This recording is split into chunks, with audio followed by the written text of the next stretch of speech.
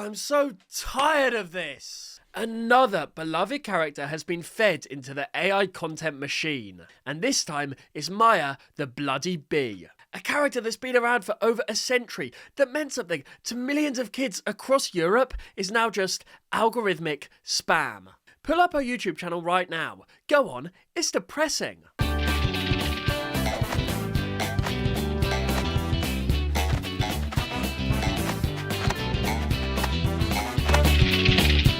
When the news broke that she'd become part of Animage, this AI-powered production company, I wasn't surprised, just exhausted. Because of course they did. Of course they're doing this to Maya.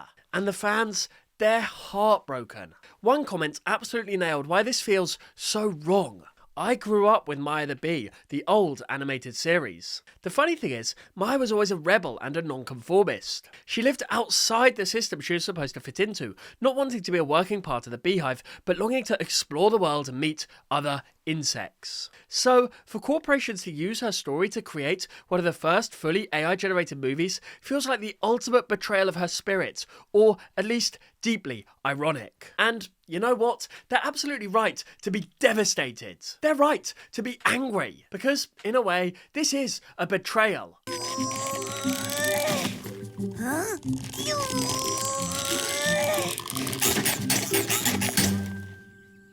Excuse me. Help! But to understand why this stings so much, why I'm so frustrated by this, I need to explain who Maya actually is. Because if you're British like me, you might have no idea why people care this much about a cartoon bee. There are even rumours that an AI movie might be around the corner. Honestly, once you understand her legacy, this whole thing becomes even worse. Part 1. Maya should be treasured. The interesting thing about Maya the Bee is that she's one of the characters who's wildly famous in some places and completely invisible in others. If you're in the UK and you've never heard of her, that's normal. But in Germany, Poland, Austria, she's the childhood icon. She's their Postman Pat, their Paddington Bear. So, what actually is Maya the Bee? She started as a German children's novel, Die Bien Maya und ihr Abenteuer, published in 1912 by Waldemar Bonsels. But she absolutely exploded with a Japanese-German co-produced anime in 1975. This was followed by more series, a CGI reboot in 2012, several films. For over 100 years, she's been kept alive through books, telly, films, stage shows, theme park attractions, the lot. And what makes her iconic? Well, there are 4 big reasons. First, she has this incredibly long, consistent history. Maya's been around since 1912. That kind of continuity means several generations across multiple countries grew up with the exact same character. That's incredibly rare. Second, her design is simple but instantly recognisable. Big green eyes, yellow bob haircut, round striped body, friendly smile. From the 1970s anime through to modern CGI, her look barely changes. You could draw her in silhouette and people would know exactly who she is. Third, her story is archetypal and universal. A curious child breaks the rules, leaves home, explores the world, learns about responsibility, returns and protects her community. It's the hero's journey in bee form. And fourth, because she's evolved. The 1912 book had themes of militarism and nationalism that reflected its time. Later adaptations toned that down or turned it into parody, focusing on friendship, cooperation, and courage. If we treasure her, it's for what she's become. A warm, curious child hero who happens to be a bee. Now, about that fan comment, the one calling it the ultimate betrayal? Look, I get it. Emotionally, it makes perfect sense. Maya does break the rules by leaving the hive. She is described as a rebellious little bee. Remembering her as an independent and nonconformist is valid. But the full story is more complicated. Maya eventually comes back, saves the hive, becomes a respected teacher.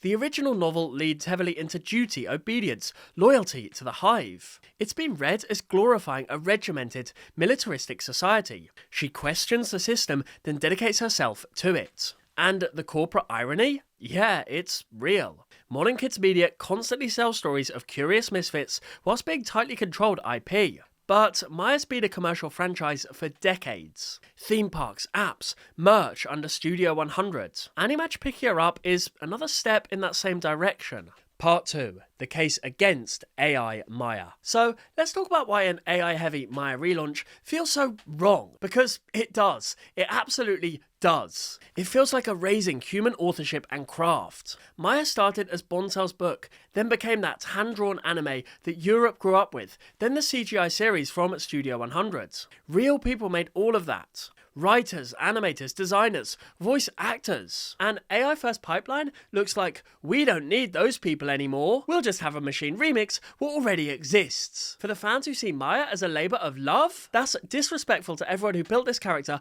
over the course of a century. It suggests quantity over quality, slop over craft. People worry we're going to see endless algorithm-friendly clips churned out for YouTube, tuned only for clicks and watch time. That clashes with the careful, story-driven approach of the 1975 series and the feature films, which were treated as real cinema, not just content filler. It risks legacy dilution. If cheap-looking shorts dominate search results and streaming, then kids growing up might only see that version of Maya. For older fans, it feels like their memories are being buried under off-brand material that simply doesn't carry the same weight. The ethical questions are enormous. If Animage uses AI trained on decades of Maya artwork, then the style and staging invented by earlier artists becomes raw material for a machine. Unless it's transparent about compensation, it feels like the franchise is cannibalizing its own artistic history. It contradicts the character's values. Maya is about empathy, nature, community, curiosity. An aggressively commercial, AI-scaled content strategy feels like it contradicts those values, especially if it leads to generic storytelling with less genuine engagement. And parents are worried. Parents who shared the old episodes with their kids might worry the new AI-produced stuff is flatter in animation, writing, music. If kids bounce off that weaker version, the brand's been harmed just to save money. This all feels bad. This all feels wrong. And I'm not going to pretend otherwise. But, okay, deep breath. Let me try to understand the other side of this. Because as much as I hate what's happening to Maya, as much as this feels like watching something precious get fed into a content grinder, there's another way to look at this. And I need to at least hear it out. Part 3. Presenting the other side. So here's what the rights holders would say, what they are saying, about why this might actually protect Maya's legacy rather than destroy it. Firstly, they'd argue that they're keeping an old character alive in a new media landscape. Studio 100 bought the rights in 2009 and already reinvented Maya once as CGI. The Animage partnership is another turn of that wheel. Their stated goal is to reimagine her with a digital-first approach whilst preserving her core. From their perspective, doing nothing would be more dangerous than experimenting with new tools. And look, I hate to admit it, but they might have a point. How many beloved characters have simply disappeared because they didn't adapt? Second, let's say they're reaching kids where they actually are. Animage's pitch is that kids discover brands on YouTube, short-form video, games, not linear telly. If you want Maya to be known in the US and UK, you need aggressive digital presence. That's how modern preschoolers encounter characters. Is it cynical? Yes. But is it also just reality? Third, they'd frame AI as a tool, not a replacement. In the best case, AI does the background work, whilst human writers and directors control the story and the tone. Used carefully, as it is for Animage's Pocoyo, it could free artists to do interesting narrative work and fund high-quality specials that keep the spirit alive. Whether they maintain that AI as just a tool route, however, is a massive if, obviously. Fourth, more languages means more accessibility. AI-assisted dubbing and translation can bring Maya into languages and cultures where she's never been big. If done carefully, that could add to the legacy by letting more kids worldwide grow up with her. Fifth, there's shared custodianship. Studio 100 isn't walking away. They keep feature films and theme parks and remain guardians in core regions. Animage, they push internationally. Supporters argue this is exactly how you respect a legacy. Original stewards stay involved, whilst a specialist takes it to new territories. And finally, let's say a legacy grows by evolving. From this angle, the 70s anime, the CGI series, the films, and now AI are all chapters in one story. They call it an ongoing conversation between generations of artists and audiences, not a museum exhibit. Kids discovering Maya through Animage might be led back to the classics. Both readings can coexist. Someone who grew up with hand-drawn Maya can reasonably feel hurt. On the other hand, companies can sincerely argue that without AI-assisted production, Maya risks fading from children's culture altogether. The test will be what it actually feels like. The storytelling, the craft, the sense of respect. Part 4. Should we accept AI Maya? And here's the thing I'm starting to realise. Maya is kind of a miracle. She started in 1912 and she's been on our screen for 50 years. She's still being actively refreshed for new kids. She hasn't become pure nostalgia for adults. And that doesn't happen by accident. Here's how they're modernising her beyond the AI stuff. There's been a visual reboot in full CGI. In 2012, Studio 100 launched a new Maya series in 3D CGI with updated designs and pacing. They followed with a film trilogy. Visually, Maya sits alongside contemporary properties now, instead of looking like a 1970s relic. She's living somewhere kids actually watch. Maya's on Prime Video, Netflix, YouTube. Seriously, the channel is uploading clips and episodes constantly. Maya's become an edtech character through educational apps. Apps like Maya the Bee, Play and Learn, combine stories with maths games for ages 3 to 8. She's on TV and she's a learning companion on tablets. She's even entered Roblox and gaming. Studio 100 partnered with FX Studios for Maya the Bee RP on Roblox, timed with her 50th TV anniversary. She exists natively in the same gaming ecosystem as Adopt Me and Brookhaven. Then there's the AI strategy with Animage. Animage handles rights outside core European territories. They use an AI-powered pipeline to create scalable content for multiple platforms. It's a complete repositioning as a digital-first property. There's still real-world presence. Studio 100's Plopsa Group has built Mayaland parks in Belgium, Germany and Poland. New attractions are opening. She's visible as a current character who kids can actually meet, rather than something their grandparents watched. And she's been repositioned through environmental campaigns. Studio 100 and Riwi use her for insect protection. In Spain, she fronted a Greenpeace campaign about saving bees. Her message lines up with modern eco-conscious parenting. Is it impressive that she's still relevant? Yes, and it's not an accident. Maya has survived because her owners keep updating the format, the distribution, and the meaning. From novel to anime to 3D to apps to Roblox to AI. From broadcast to streaming to YouTube to gaming. From nationalist parable to gentle eco-story. You don't do that, your character freezes and becomes a retro property. The teams around Maya are using every tool available, including AI, to keep her in kids' daily media diet. And maybe that's okay. Maybe that's just how this works now. Part 5. What if Maya went full AI? So, what if Maya went completely in on AI? What if they released an actual AI animated movie like they did with CGI back in 2014? Short answer, Animage can't currently make a theatrical Maya film alone. Studio 100 keeps feature film rights. But a future AI-heavy Maya movie is possible through partnership or renegotiation. And if it were marketed as AI animated, the online reaction would be tense and hostile. Could it actually happen? Under the current deal, Studio 100 leads theatrical productions. Animage handles digital and global content. A full theatrical film would be Studio 100 led, possibly with Animage as a partner. Animage could do long-form specials or movie-length digital projects more easily. So, yes, an AI Maya movie could happen, just probably not as a solo theatrical production right now. How does the public feel about AI in film? AI movies already exist and reactions have been rough. What's Next premiered at Berlin Film Festival as fully AI generated.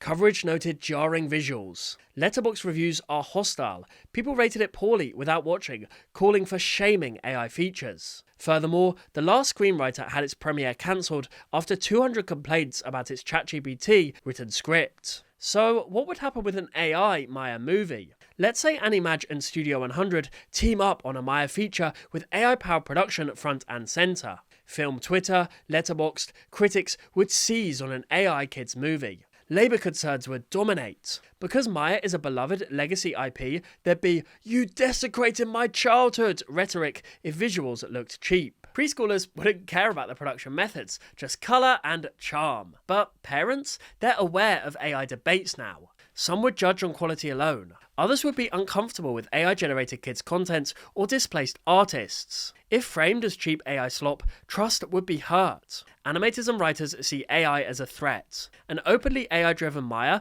would meet organised criticism, boycotts, loud campaigns. There's a quality wildcard though. If visibly rough, it gets slammed as cynical tech demo and dragged harder because people feel protective. If it looks on par with good CG films, some audiences might accept it, if framed as assistive tools. But even then, AI-driven marketing would attract scrutiny. Legally, Animagic can't solo launch theatrical Maya currently. Any movie needs Studio 100 leading on film rights. Public response to AI branding Maya would see online communities largely hostile, industry workers very critical about replacing labour and souling out a classic, and family members mixed and indifferent. Some turned off, others unconcerned if it's watchable. Yes, an AI Maya movie is possible. If positioned as AI animated though, expect strong criticism online.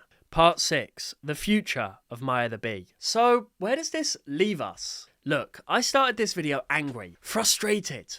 Watching Maya get fed into the AI machine felt like watching something precious get destroyed for profit. And I'm not gonna lie, a part of me still feels that way.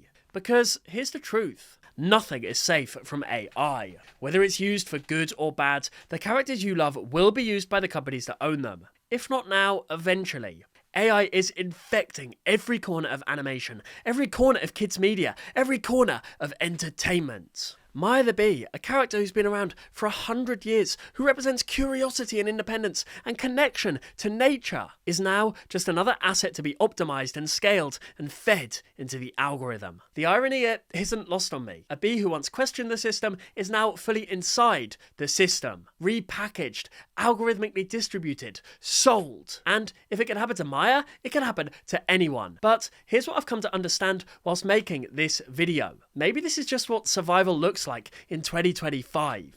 The teams around Maya are doing what they think they have to do to keep her alive. And maybe, in their own way, they're right. That doesn't mean we shouldn't be concerned. We should be concerned. Fans are right to be worried about quality, about job loss, about artistic integrity. I'm right to be worried. You're right to be worried. Because AI is changing animation fundamentally. And we don't really know where this leads yet. But maybe, and I'm saying this reluctantly, maybe Maya using AI isn't the end of her story, so long as it's used as a tool, not a replacement. Maybe it's just the next chapter. Another evolution like the jump from novel to anime, anime to CGI, CGI to whatever this is. I don't have to like it, you don't have to like it. But we do have to understand it. Because this is happening whether we want it to or not. To Maya, to every character we grew up with, to animation itself. AI is here. It's infecting everything. And all we can do is watch, critique, and demand better. As well as hope that somewhere in all this algorithmic content generation, the heart of these characters, the thing that made us love them in the first place, survives. That's the best we can hope for now. Thank you so much to my channel members for all of your incredible support. You guys help me make these videos and I super appreciate it. If you want to join them, then please consider hitting that join button below. Snipe, snap, out.